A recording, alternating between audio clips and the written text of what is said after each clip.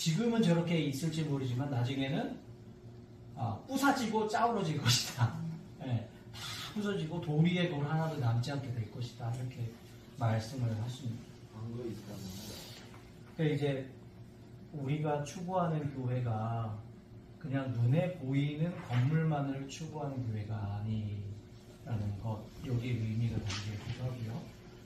겉으로 보이는 것. 우리 교회에 대해서 신학적으로는 여러 가지 구분들을 할 수 있는데 그 구분 중에 하나가 교회를 가시적 교회와 비가시적 혹 불가시적 교회로 나눕니다. 그러니까 가시적, 눈에 보이는 교회. 그럼 불가시는 눈에 보이지 않는 교회. 그럼 눈에 보이는 교회는 뭘까요? 이른바 이제 눈에 보이는 건물. 이거를 가시적 교회다. 비가시적, 불가시적 교회라는 것은 그렇게 형체로 보이지 않는 교회. 어쩌면 우리 한 사람 한 사람이 교회다. 그런 또 우리의 모임이 교회다 하는 이런 것입니다. 자, 그런데 우리 한국 교회가 그동안 이 가시적 교회에 굉장히 집중을 하는 거죠. 물론 교회라는 건물은 필요할 수 있습니다. 모여야 되고 거기에서 활동을 하고 신앙 성숙을 위해서는 공간이 필요하니까 그런 공간을 위한 모임을 위한 공간은 필요하겠죠. 그런데 이게 크기를 자랑하고 규모를 자랑하고 그게 교회의 본질같이 여겨지면서 우리는 큰 교회야 많은 사람들의 입에 오르내리면서 마치 그것이 신앙의 중요한 본질인 것처럼 왜곡되었던 것이 오늘 우리 한국교회의 모습이죠. 그래서 이용 구조의 교회를 만들죠. 그러려면 어쩌면 가장 많은 부분들이 들어갔던 것이 건물에 대한 부분들이다. 그럼 우리는 중요한 것은 가시적 교회가 아닌 비가시적 교회를 제대로 세워가는 것, 이것이 오늘 우리에게 중요한 역할이 되겠다. 우리가 그 비가시적 교회를 잘 세워가는 교회, 지금 이제 5년 정도 되지 않았습니까? 여러분 어떻게 스스로 본인들의 모습들을 생각해 보실 때 어떠신지요? 그렇게 예수께서 끝까지 나가고 나서갖고 제자들에게 지청구를 하시더만 양동 아들들이 찾아와 주었는디 얘들 내게 온 것을 팔아먹고 그라시오. 하나님의 나라는 이런 어른 아들과 같은 사람들의 차지란 말이요. 차별하는 것이 아니라 오히려 더 환영하는 곳이라는 이야기이지 않겠습니까? 우리 한국교회의 전에도 한번 제가 말씀 나눈 시간에도 말씀을 드린 적 있지만, 이른바 대표하는 총회라는 곳의 모임, 예를 많이 들었잖아요. 그 총회 모임을 보면 사실은 노예 모임도 작은 게 노예 모임이고 그런데 저는 갈 때마다 답답했던 게 가면은 다 60대 어른의 양복 딱 입고 있는 남자분들의 다 모임이에요. 가면 젊은 사람들 얘기 아무도 안 합니다. 거기다 또 여성분들은 가뭄의 콩나들이 있어요. 여성분들도 많았죠. 다 60대 이상 남자들만 얘기하고 거기서 결정하고 그렇게 논의를 하고, 총회는 그때도 말씀드렸지만 더 심하죠. 총회도 더 심하고 남성의 교회 모임, 이게 한국교회의 모습인데 사실은 일반 교회의 인원 구성을 보면 그렇지 않거든요. 여성이 사실 거의 60%입니다. 남성은 40%밖에 되지 않아요. 연령도 상당히 다양합니다. 다양한 연령 계층이 있는데 거기 남성들만, 거기에 또 60대 이상의 남성들만 뭔가 주도권을 잡고 있다는 것은, 이것은 굉장한 문제인 것이죠. 그리고 직분으로 나눠서 직분, 목사와 장로, 이거는 또 성직이다 어떻게 하면서 이 직분자들 중심으로 모든 행정들이 이루어져 버리는 것, 이것은 교회의 어떻게 보면 일치와 하나 되는 것, 평등을 가로막는 아주 중요한 요소가 되어왔던 것이죠. 여전히 여건이 낮은 것도 있지만 그래도 이제 함께 높여주고 평등한 세상으로 만들려고 하는 게 일반적인 사회 흐름인데, 한국 교회는 그런 흐름에도 편승하지 못하고 여전히 그것만 고수하면서 여성들의 참여를 막고 있는 것이 오늘의 현실이고, 또 좀 소수자들, 성소수자들이나 또 어떤 장애인들이나 그리고 사회적 약자들이 교회에 들어오는 것 자체가 쉽지 않은 구조. 이게 우리 한국 교회의 현실이죠. 이런 것이 아니라 이제는 예수님이 어린아이를 영접하셨던 것처럼 그 작은 자들도 환영하고 영접하는 교회. 그래서 함께 더불어서 평등함을 이루어가는 공동체. 그게 바로 우리 예수 함께 공동체가 추구하는 평등한 교회 공동체일 것입니다. 노래 가르치셨대. 나를 따르려는 사람은 자기를 버리고 자기 십자가를 지고 따라야쓰요. 자기 목숨을 살리려고 함사 이를 것이지만 나와 복된 말씀 때문에 자기 목숨을 잃게 되면 반드시 하늘이 살려낼 것이더라. 간단한 교회여야 한다. 우리는 하나님의 부르심을 따라서 매 순간마다 결단하는 공동체를 이루어야 한다는 것이죠. 그러니까 왜 이런 말씀을 함께 나누냐면 한국 교회가 그동안 아무나 올 수 있는 교회를 지향을 했습니다. 그러니까 아무나 올 수 있다, 누구나 올 수 있다라는 것은 참 중요한 거거든요. 아무나 올 수 있다, 다 환영합니다, 누구나 오십시오 했습니다. 그런데 그래서 양적 성장을 이룬 것은 분명합니다. 양적 성장을 이루었고 그리고 규모가 커지고 세력은 확장되었을 수 있습니다. 그런데 과연 그것으로 인해서 어떤 결과가 났는가 보면 교회의 중요한 모습을 잃어버리게 되는 것이죠. 했습니다면 하나님이 다 용서해 주시는 것으로 만들어버리는 거죠. 사실은 회개는 중요한데 이 회개를 아주 값싸게 만들고 본질이 없어져 보도록 만드는 모습 있죠. 그리고 예수의 모습을 따르도록 하기보다는 그냥 오면은 구원받는다고, 이거는 교회 오면 구원받는다고 만들어 버리는 거예요. 어쩌면 쉬운 방법일 수 있는데, 너무나 쉬운 가르침일 수 있는데 정말 그냥 교회 오면 다 구원받는 겁니까? 자동으로? 사실 그렇지 않거든요. 교회 온다고 해서 예수 믿는 것도 아니고요. 또 반대로 교회 안 온다고 해서 예수를 안 믿는 것도 아니거든요. 중요한 건 예수를 믿는 것인데 예수 믿음에 대한 것들은 쏙 빼고 교회 오는 것에만 집중해버리면서, 그래서 교회 수적으로 성장했을지 모르지만 본질을 많이 잃어버렸다. 이런 현실을 하려면 어떻게 해야 될까? 다른 것 아니죠. 다시 예수를 따르는 것을 회복해야 된다는 겁니다. 그러니까 우리 신앙 공동체는 예수를 따르는 사람들의 모임이어야 한다는 거죠. 따라야 되는 거죠. 우리 모여서. 그러니까 단순히 그냥 우리가 모여서 침묵을 나누고 교제를 나누는 것이 아니라 우리는 함께 예수를 따라봅시다 하는 사람들의 모임이지요. 그렇다면 우리는 그 예수님의 부르심을 따라서 이제 결단을 하고 우리는 예수님을 따르기로 하겠습니다. 그러면 이제 그 길을 걸어가는 사람들이 되어야 한다는 것입니다. 물론 그렇다고 해서 오는 사람을 막는 것은 아닙니다. 모든 사람을 향해 열려 있습니다.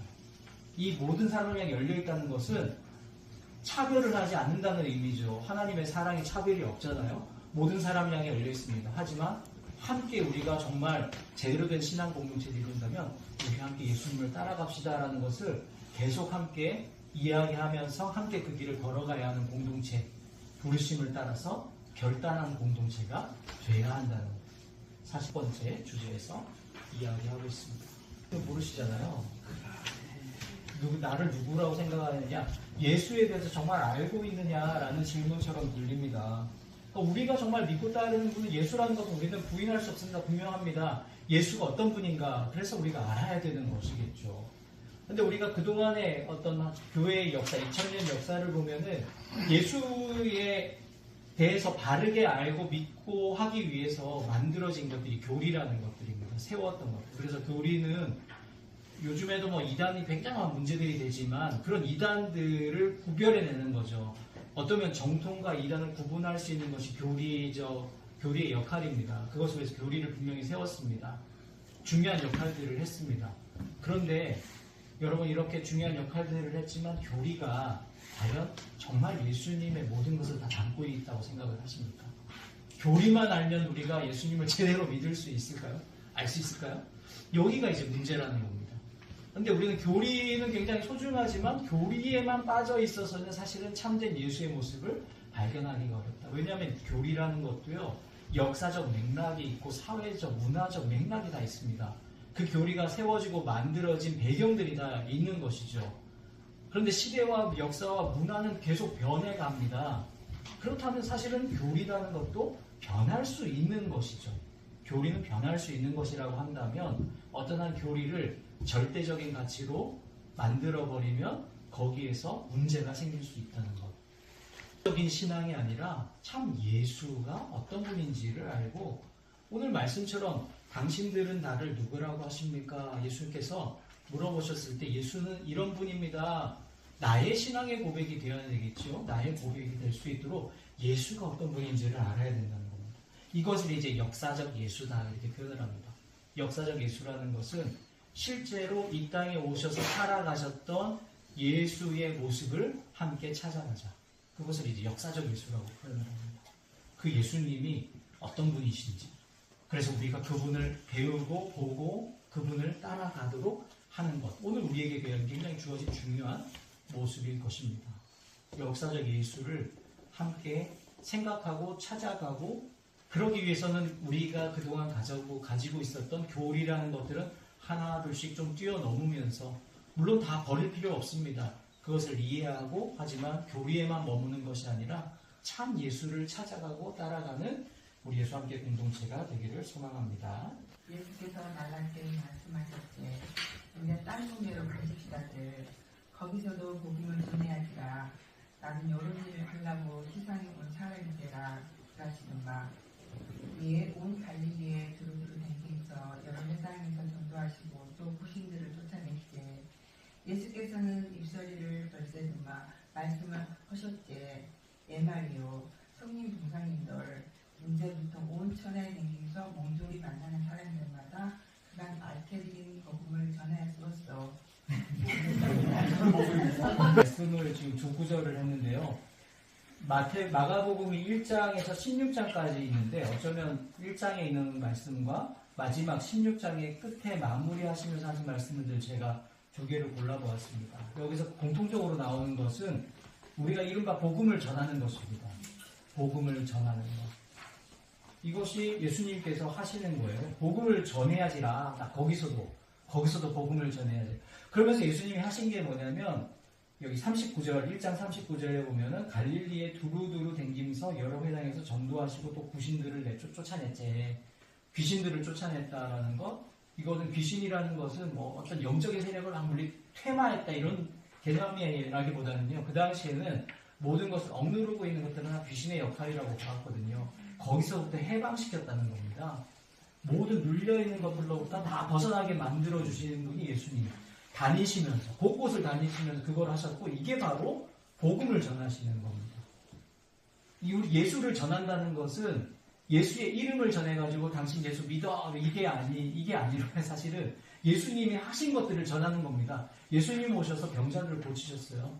그 당시에 병자들을 고쳤다는 것도 당시에는 어떻게 이해를 했냐면 병자라는 것은 뭔가 악한 것에 눌려가지고 이것 때문에 병이 생긴 거니까 병에서 놓인다는 것도 어쩌면 비슷한 거죠. 그런 눌림에서 해방되는 거. 병 고친다는 그런 의미가 다 연결이 되는 것이겠죠. 예수님이 다니시면서 했던 것은 다 그겁니다. 그래서 16장 마지막에도 예수님이 부활하신 이후에 승천하시기 전에 제자들에게 하신 말씀이 이거죠. 성님, 동상님들, 예수님이 제자들한테 여기서는 예수님보다 나이가 많은 제자들이 있겠다라고 생각을 하고 이렇게 번역을 했다고 합니다. 성님이든 동상님들이 있을 텐데 인자부터 온 천하에 댕기면서 몽졸이 만나는 사람들마다 그간 앓게 되는 복음을 전해야 쓰겠소. 모든 사람들에게 다니면서 복음을 전한다. 이것은 억눌려 있는 모든 사람들을 찾아가면서 그들에게 해방을 전해야 됩니다. 그들을 자유롭게 해야 됩니다.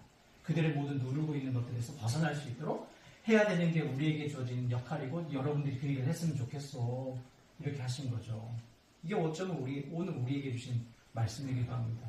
그러니까 우리가 살아가는 곳에서 우리가 해방적 공동체로 많은 사람들을 자유롭게 하는 신앙 공동체, 참된 복음, 참된 자유, 참된 해방, 이것을 전하는 공동체 돼야 된다는 것. 그렇게 보면 우리 주변에 여전히 뭔가에 사로잡혀 있고 눌려 있고 억눌린 채 살아가는 많은 사람들이 있지 않습니까? 우리가 그들에게 기쁜 소식을 전하는 것, 해방의 소식을 전하는 것, 그들을 자유롭게 하는 것, 이런 것들이 다 예수의 복음을 전하는 활동들이 될 것입니다. 그 일들을 우리가 감당해야 하는 것, 오늘 예수님께서 우리에게 말씀하신 사명이기도 하고 우리가 감당해야 할 역할들이라는 것이죠. 해방적 공동체. 그래서 해방적 공동체 함께 이뤄가면 좋겠는데요. 바로 우리가 먼저 그런 해방의 기쁨과 자유를 누리고 또 그것들을 함께 나눠야 되지 않겠습니까? 그런 신앙생활의 기쁨, 신앙생활이 막 이렇게 눌려있고 막 괴롭고 힘들고 이런 게 아니라 즐겁고 재밌고 정말 계속 하고 싶고 이런 재밌는 것이 돼야 되겠죠. 그거는 뭐 누구의 강요로 되는 것이 아니라 이런 자유와 해방을 경험하면 우리가 자연스럽게 나올 수 있는 모습이라 생각을 합니다. 1월이 되면 계속 같이 나눴던 말씀들입니다. 계속 나누었는데 그때마다 또 새롭게 되새겨보고 또 점검해보기도 하고요. 또 마음에 다시 한번 새겨봐야 될 또 말씀이겠다 싶습니다. 그리고 혹시 여기에 더 덧붙여야 될 거 있으면 또 여러분 말씀을 해주시면 우리가 또 하나의 지향점으로 삼고 7가지라고 해서 고정된 게 아니죠. 늘 갱신해 나갈 수가 있다는 것 기억해 주시면 좋겠습니다. 공동체 함께 일어나겠습니다 라는 그런 마음을 함께 하나님한테 잠시 고백드리는 시간 한 2, 3분 정도 갖고 제가 기도하면서 오늘 전체 마무리하도록 하겠습니다.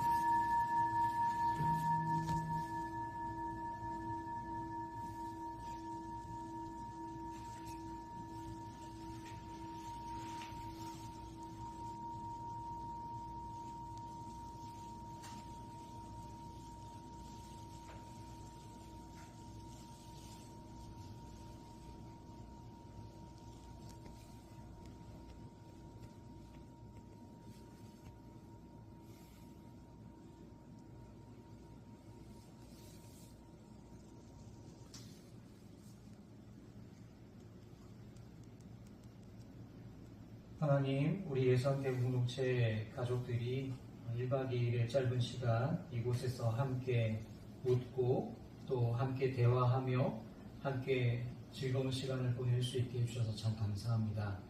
특별히 이 땅에서 살아가는 예수님을 믿는 사람으로 우리가 어떻게 살아야 할지, 어떤 정체성을 더 굳건하게 세워야 할지 또 고민도 하게 하시고 생각하게 하시고 또 다짐까지 할 수 있게 해주셔서 감사합니다.